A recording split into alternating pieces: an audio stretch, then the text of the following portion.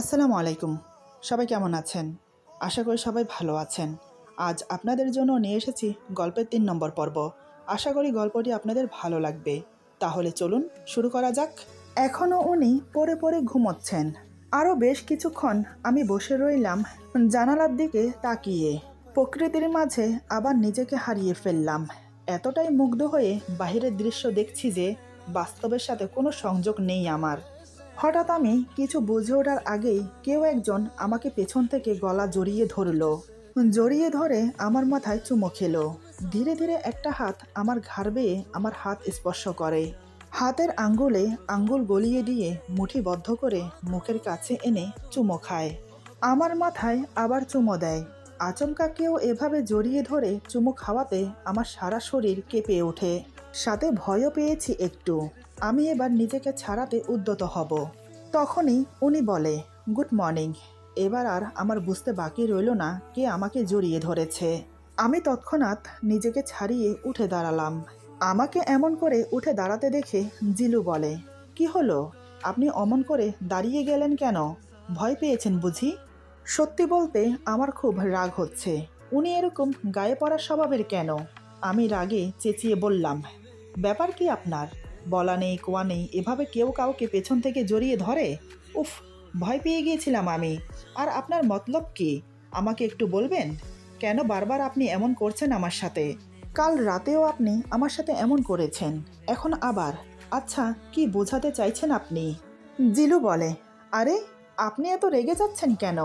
আমাদের কিন্তু বিয়ে হয়েছে, এখন আমরা স্বামী স্ত্রী। তাহলে আমি কি আপনাকে ছুতে পারি না? আমার অধিকার আছে আপনার উপর। আমি বললাম, অধিকার? কিসের অধিকার? আপনি হয়তো ভুলে যাচ্ছেন, কাল রাতেই আপনি আপনার অধিকার হারিয়ে ফেলেছেন। আপনি আমাকে এত অপমান করার পরেও ভাবলেন কি করে যে এখনো আমার উপর আপনার অধিকার আছে? জিলু বলে, আরে আপনি তো কালকের কথা নিয়ে এখনো পড়ে আছেন। কালকে রাগের মাথায় কি না কি বলে ফেলেছি তা নিয়ে এখনো ঘেঁটে চলেছেন। সরি বললাম তো, এখন আবার বলছি সরি। আর কখনো এমন কথা বলবো না আপনাকে। প্লিজ আর রাগ করে থাকবেন না। আমি বললাম, ও, কাল রাগের মাথায় বলে ফেলেছেন, কিন্তু হঠাৎ রাগ পড়ে গেল কি করে? এটাই তো বুঝতে পারলাম না। আমাকে নিয়ে আপনার প্রবলেম? আমি আপনার থেকে বয়সে বড়, যার জন্য আপনি আমাকে এতগুলো কথা শুনিয়েছেন। কিন্তু আমাকে দেখার পর থেকে আপনি এতটা ইনোসেন্ট হয়ে গেলেন কি করে? আমার মাথায় আসছে না। আপনি একটু বলবেন কিভাবে আপনার রাগ পড়ে গিয়ে আপনি শান্ত হয়ে গেলেন? জিলু এক পা দুপা করে আমার দিকে এগিয়ে আসে। একদম আমার সামনে আমার মুখোমুখি দাঁড়ায়। যেহেতু সে আমার থেকে অনেক লম্বা, তাই আমি ঘাড় পেছনের দিকে কাত করে মাথা উঁচিয়ে ওনার চোখে চোখ রাখলাম। বেশ কিছুক্ষণ একে অপরের দিকে তাকিয়ে রইলাম। জিলু আমার থুতনি ধরে ওর মুখ আমার মুখের কাছে এনে বলে, আপনার এই মায়াময় মুখ দেখে, আপনার এই মুখে জাদু আছে। আপনার এই মায়াবী মুখটা দেখার সাথে সাথে আমার সব রাগ নিমেষেই উধাও হয়ে গেছে। এমনকি আপনাকে নিয়ে যে ভুল ধারণাটা মনের ভেতর সৃষ্টি হয়েছিল সেটাও ভেঙে গেছে। আপনি জানেন, আপনার এই নীলাভ চোখ দুটো আমাকে আকৃষ্ট করে আপনার প্রতি। আমি জানি আমার এই কথাগুলো আপনার কাছে পাগলের সংলাপ বলে মনে হচ্ছে। বিশ্বাস করুন, আমি আমার বাজে ব্যবহারের জন্য সত্যিই অনুতপ্ত।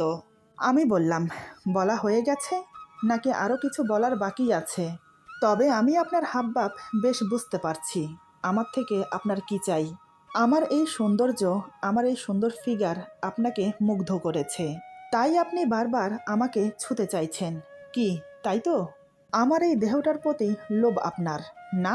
এই নিন, যত ইচ্ছে ভোগ করে নিন। আমার দেহটা আপনাকে বিলিয়ে দিতেই পারি, কারণ আপনি আমার স্বামী। পাপ হবে না।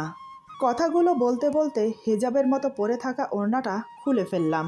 এখন আমি ওড়নাবিহীন কামিজ পরা অবস্থায় ওনার সামনে দাঁড়িয়ে আছি। এদিকে আমার কাণ্ড দেখে রাগে অপমানে মাথা নুয়ে যাচ্ছে ওনার। ওনাকে নিয়ে যে আমার মনে বড্ড ভুল ধারণা জন্মেছে, এটা উনি খুব ভালো করেই বুঝতে পারছেন। জিলু আমার হাত থেকে ওড়নাটা নিয়ে আমার মাথায় আর গায়ে জড়িয়ে দিয়ে আমাকে দেয়ালের সাথে ঠেসে ধরে। ওর দুই হাত আমার দুই বাহুকে শক্ত করে ধরে আছে। ওর চোখে মুখে স্পষ্টভাবে রাগ ফুটে উঠেছে। জিলু আমার চোখে চোখ রেখে দাঁতে দাঁত চেপে রাগে গজগজ করতে করতে বলে, আপনি যদি আমার বয়সে বড় না হতেন তাহলে এখন থাবড়িয়ে দাঁত ফেলে দিতাম। আমাকে দেখে আপনার কি মনে হয়? আমি নারী আসক্ত, নারী দেহলোভী পুরুষ? মেয়ে দেখলেই ছুতে চাই? না, আমি ওই ধরনের ছেলেই না। আর আমার মা বাবা আমাকে ওই শিক্ষা দেয়নি। আমি মানছি আমি আপনার সাথে বাজে ব্যবহার করেছি, যেটা আমার করা একদমই উচিত হয়নি। আচ্ছা, আপনিই বলুন, আপনার আর আমার বিয়েটা কি স্বাভাবিকভাবে হয়েছে? যে পরিস্থিতিতে আমাদের বিয়ে হয়েছে সে অবস্থায় মনের পরিস্থিতি কেমন হয় আপনি নিশ্চয়ই জানেন। একে তো আমি কিছু করি না, এখনো কলেজে পড়ি, গেলাম বিয়ে খেতে। যার বিয়ে খেতে গিয়েছি তাকেই বিয়ে করতে হলো আমাকে। অথচ তাকে আমি এক নজর দেখলামও না, এমনকি সে আমার থেকে 1.5 বছরের বড়। এখন আপনিই বলুন, এমন পরিস্থিতিতে একটা ছেলের মাথা খারাপ হবে কি না? তার কি রাগ হওয়াটা স্বাভাবিক নয়? আমি মিথ্যে বলতে পারি না। সত্যি বলতে আমি সত্যিই মনে করেছিলাম আপনি মেয়ে হিসেবে ভালো না, হয়তো চরিত্র খারাপ, নয়তো বিয়ের দিন কারো বিয়ে কেন ভেঙে যাবে। কিন্তু যখন আমি আপনাকে দেখলাম আমার সব ভুল ভেঙে গেল। আপনার নিষ্পাপ মুখ দেখে আমি যে কত বড় একটা ভুল করেছি সেটা অনুভব করতে পারলাম। আমার আপনার কথা শোনা উচিত ছিল। আপনি আমাকে বারবার বলেছেন আগে আমাকে একবার দেখুন, তারপর না হয় আপনি যা বলার বলবেন। কিন্তু আমি বেকুব, একটার পর একটা মিথ্যে অপবাদ দিয়েই যাচ্ছি আপনাকে। যখন নিজের ভুল বুঝতে পারলাম তখন অনেক দেরি হয়ে গেছে। তারপরেও ক্ষমা চেয়েছি। কিন্তু আপনি আমার কথায় খুব আঘাত পেয়েছেন। আপনি জানেন, কাল রাতে আপনাকে দেখার পর থেকে আমার মনের ভেতর ঝড় বইতে শুরু করেছে। কেন জানি না, আপনার ওই কান্নামাখা মুখ দেখে নিজেকে খুব অপরাধী মনে হচ্ছে। আসলে আমি ভেবেছিলাম এতবার ক্ষমা চেয়েও যখন আপনি আমাকে ক্ষমা করছেন না, হয়তো আপনাকে জড়িয়ে ধরে একটু আদর করলে আমাকে ক্ষমা করে দেবেন। কিন্তু আপনি আমাকে উল্টো ভুল বুঝে বসে আছেন। ঘুম থেকে উঠে ভাবলাম হয়তো আপনার রাগ পড়ে গেছে, তাই আমি পেছন থেকে আপনাকে জড়িয়ে ধরেছি। কিন্তু না, কাল রাতে কি বলেছি সেটা নিয়ে এখনো বসে আছেন আপনি। আপনার মনে কি চলছে আমাকে নিয়ে আমি জানি না, তবে আমি আপনাকে ভালোবাসতে শুরু করেছি। আর আমার বিশ্বাস এমন একদিন আসবে যেদিন আপনি আমাকে ভালোবাসবেন, এমনকি আমার বুকে মাথা রেখে আমার কাছে ক্ষমা চাইবেন আমাকে অবহেলা আর দূরে রাখার জন্য। আর সেদিন আপনি খুব কান্না করবেন, আমার কথা মিলিয়ে নেবেন। আরেকটা কথা, আমি কিন্তু প্রতিদিন আমার ভালোবাসা আপনার কাছে ইজহার করব। আমিও দেখতে চাই কতদিন আপনি আমার দিক থেকে মুখ ফিরিয়ে রাখতে পারেন। তবে হ্যাঁ, আরেকটা কথা ক্লিয়ার করে রাখি, আপনি আমাকে ডিস্টার্ব না করলেও আমি কিন্তু আপনাকে প্রতিদিন ডিস্টার্ব করব। এবার আমি আপনার সাথে যাই করি না কেন আপনাকে সব সহ করেই এখানে থাকতে হবে। ভেবেছিলাম আজ কলেজে যাব না, আপনার সাথে সময় কাটাবো, কিন্তু আপনি তা হতে দিলেন না। আমাকে কষ্ট দিয়ে শান্তি পাচ্ছেন তো? থাক, আর কিছু বলবো না আমি আপনাকে। এদিকে বাহু শক্ত করে ধরে থাকার কারণে আমি খুব ব্যথা পাচ্ছি। ব্যথা সহ করতে না পেরে কান্না করছি। আমার চোখে পানি দেখেই হয়তো উনি আর কিছু বললেন না আমাকে। জিলু আমাকে ছেড়ে দিয়ে 2 হাতে চোখের পানি মুছে দিয়ে বলে, "উহুম, কান্না করতে নেই, অনেক কান্নাকাটি হয়েছে। যান, চোখে মুখে পানি দিয়ে আসুন। নিশ্চয় এখনো নাস্তা করা হয়নি। যান, ফ্রেশ হয়ে আসুন, তারপর একসাথে নাস্তা করব।" আমি বললাম, "আমি খাবো না, আমার খিদে নেই।" জিলু আমার এক গালে হাত রেখে বৃদ্ধা আঙ্গুল দিয়ে আলতো করে মেসেজ করতে করতে বলে, "কাল রাতেও তো কিছু খাননি, আবার এখনও না খেয়ে থাকলে শরীর অসুস্থ করবে তো।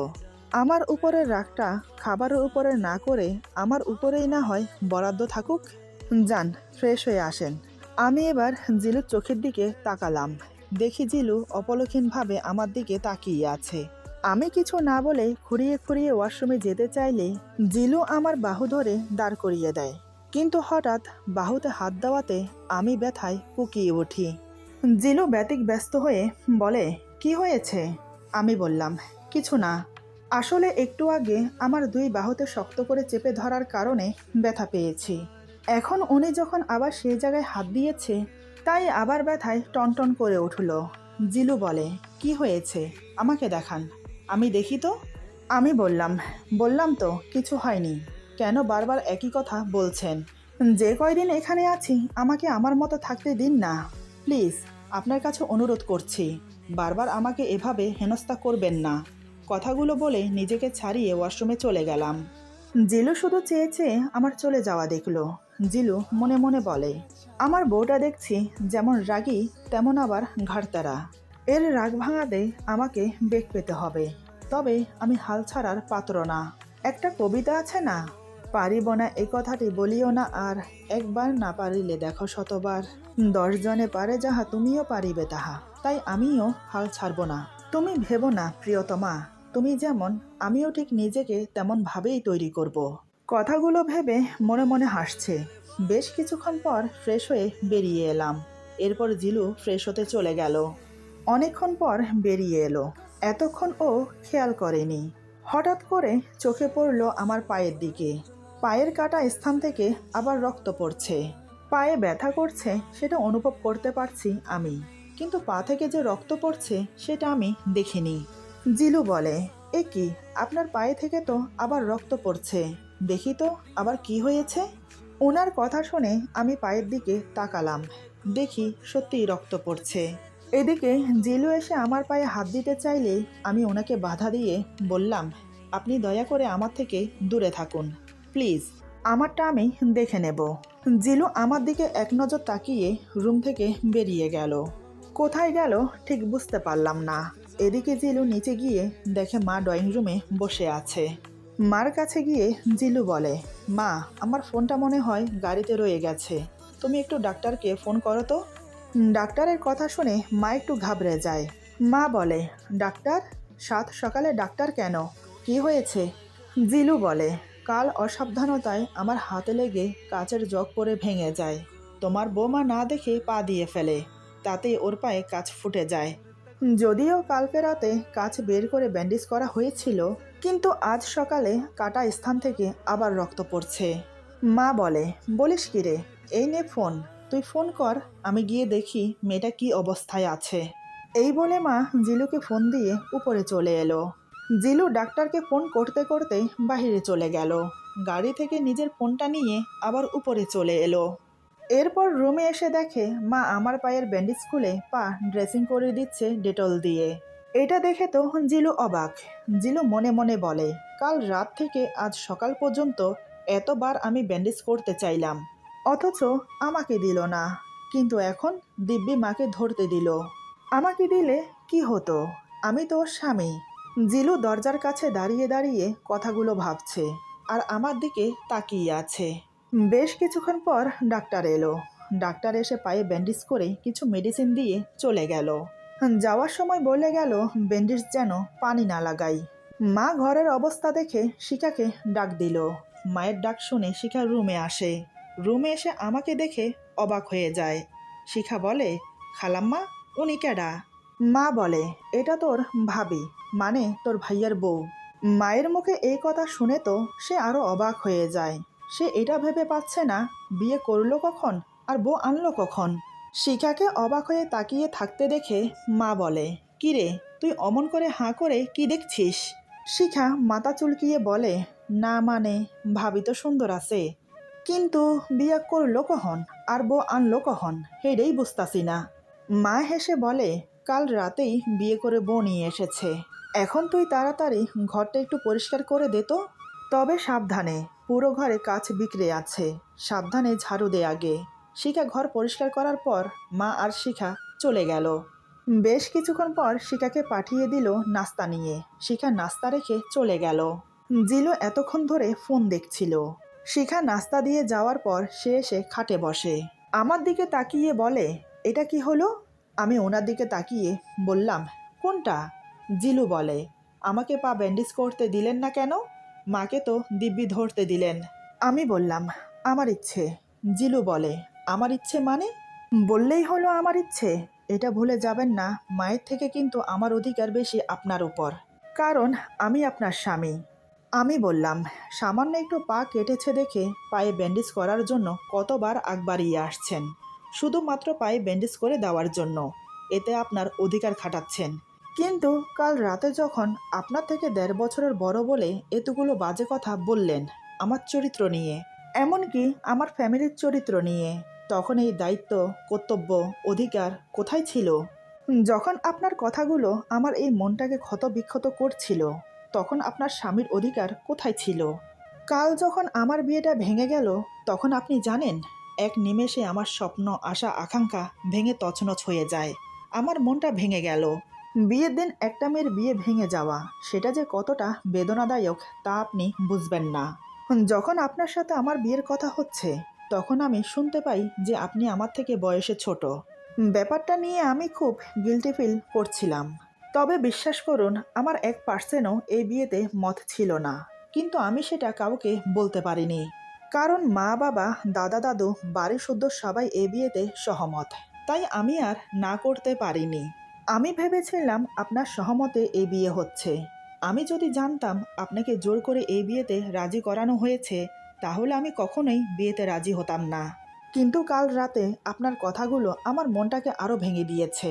তাই আমি আমার মতো একটু একা থাকতে চাই। জিলু আমার কথাগুলো মনোযোগ দিয়ে শুনছে। আমি চুপ হতেই জিলু বলে, নাস্তা করে নিন। নাস্তা খাওয়ার পর ওষুধ খেতে হবে। আর আমি চেষ্টা করব আমার সবটুকু দিয়ে আপনাকে ভালো রাখতে। কালকের ব্যবহারের জন্য সত্যি আমি অনুতপ্ত। তবে আমি আপনার কাছে ক্ষমা চাইব না। কারণ আমি ক্ষমা চাইলেও আপনি আমাকে ক্ষমা করবেন না। কাল থেকে আজ পর্যন্ত অগন্তিবার ক্ষমা চেয়েছি, কিন্তু আপনি ক্ষমা করেননি। তাই এখন থেকে আমি চেষ্টা করব আমার ভালোবাসা দিয়ে আপনাকে ভালো রাখার। আমি বললাম, তার আর প্রয়োজন নেই। আমাকে ভালো রাখার জন্য আমি একাই যথেষ্ট। আমাকে নিয়ে আপনার ভাবতে হবে না। এমনিতেও আপনি আমাকে বিয়ে করে অনেক বড় উপকার করেছেন। আমার পরিবারের সম্মান রক্ষা করেছেন। তার জন্য আমি আপনার কাছে কৃতজ্ঞ। আমার কথা শুনে জিলু খুব রেগে যায়। নাস্তা না করে উঠে দাঁড়ায়। আমি বললাম, কি হলো, নাস্তা করবেন না?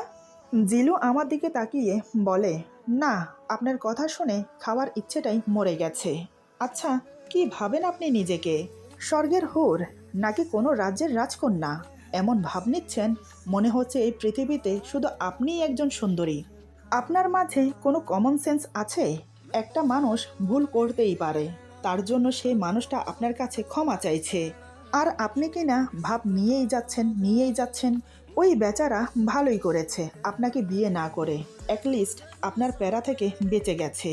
মাঝখান দিয়ে আমি বেচারা ফেঁসে গেছি। জানি না আর কতদিন সইতে হবে আপনার এই প্যারা। ওনার কথা শুনে আমি নীরবে শুধু কান্না করছি। আমাকে কান্না করতে দেখে জিলু বলে, ওই একটা কাজই করতে পারেন, কিছু বললেই কান্নাকাটি। যত সব, কোত্থেকে যে আসে, কোত্থেকে যে জোটে কে জানে। এই বলে ওয়াশরুমে চলে গেল কাপড় চেঞ্জ করতে। কাপড় চেঞ্জ করে আসার কিছুক্ষণ পরে ওনার ফোন বেজে ওঠে। ফোনের স্ক্রিনের নাম্বার দেখে ফোন রিসিভ করে বলে, বল, কেমন আছিস? অপর প্রান্ত থেকে বলে, ভালো, তুই কেমন আছিস? জিলু বলে, আমি আর ভালো, নরক যন্ত্রণায় জ্বলছি আমি। আতিফ মানে জিলুর বন্ধু বলে, তোর আবার কি হলো? আর বিয়ে বাড়ি থেকে কবে এলি? গতকালই তো বিয়ে ছিল। জিলু বলে, গতকাল রাতে এসেছি। আমি আসছি, বুঝলি? এই দুদিনের নোটগুলো করে রেখেছিস তো? এমনিতে অনেক দেরি হয়ে গেছে, আজ আর কলেজ অ্যাটেন্ড করতে পারবো না। তুই বরং নোটগুলো নিয়ে ক্যান্টিনেতে বস, আমি আসছি। আতিফ বলে, কাল রাতে যখন জার্নিং করে এসেছিস, তাহলে তোর আসার দরকার নেই। আমি কলেজ শেষ করে তোর বাড়িতে আসছি। দুই বন্ধু মিলে চুকিয়ে আড্ডা দেব। জিলু বলে, না না, আজ তোর বাড়িতে আসার কোনো প্রয়োজন নেই। তুই বরং অন্যদিন আসিস, আমি আসছি। আতিফ অবাক হয়ে বলে, কিরে, কি হয়েছে, কোনো সমস্যা? জিলু আমার দিকে তাকিয়ে বলে, সমস্যা বলে সমস্যা? মস্ত বড় জলজ্যান্ত একটা সমস্যা মাথায় করে নিয়ে এসেছি। যে সমস্যা জীবন্ত ঘুরে ফিরে বেড়ায়। এমন সমস্যা কি বলবো তোকে, যে কিনা আমার মনের ভেতর জেকে বসেছে। আরে, আমার বাড়ি, আমার ঘর, আমার রুম, আর আমাকেই কিনা সহ করতে পারে না। অবশ্য এটা এখন তারও বাড়ি, আর আমার রুমটাও তার রুম। এমনকি আমিও তার, যদি সে নিজের মনে করে সেটা, তাহলে। এদিকে ওনার কথা শুনে আমার রাগ উঠে গেল। বলে কিনা আমি জলজ্যান্ত একটা সমস্যা, ঘুরে ফিরে চলার মতো সমস্যা। আমি কখন বললাম যে আমি ওনাকে সহ করতে পারি না? শুধু বলেছি যে আমাকে আমার মতো থাকতে দিন। কথাগুলো মনে মনে ভেবে আমি বললাম, এই যে শুনুন, মিথ্যে বলবেন না একদম। আমি আপনার সমস্যার কারণ, বরং আপনি তো আমার সমস্যার কারণ। আসছি পর্যন্ত পেছনে পড়ে আছেন আমার, একটু শান্তিতে বসতে দিচ্ছেন না ঘুমোতে দিচ্ছেন? আর আমি আপনাকে কখন বললাম যে আমি আপনাকে সহ করতে পারছি না, ঘর থেকে বেরিয়ে যান? আপনার বাড়ি, আপনার ঘর, সব কিছু আপনার। তাহলে আমি বলার কে? আমি তো এই বাড়ির 2 দিনের অতিথি। আজ আছি, হয়তো কাল নেই। আমার কথা বলা শেষ হলে হঠাৎ জিলু এমন একটা কাণ্ড করলো যার জন্য আমি মোটেও প্রস্তুত ছিলাম না। রেগে গেলে যে ও এমন করতে পারে আমি জানতাম না। এরপর যা হলো, আজকের গল্প এখানে সমাপ্ত। গল্পের বাকি অংশ পেয়ে যাবেন আগামী পর্বে। আশা করি গল্পটি আপনাদের ভালো লাগবে। যদি ভালো লাগে তাহলে লাইক, কমেন্ট এবং সাবস্ক্রাইব করে আমাদের পাশে থাকুন। পাশে থাকা বেল আইকন প্রেস করে দেবেন, তাহলে আমাদের নিত্য নতুন ভিডিও আপনাদের কাছে পৌঁছে যাবে। সবাই ভালো থাকবেন, সুস্থ থাকবেন। আল্লাহ হাফেজ।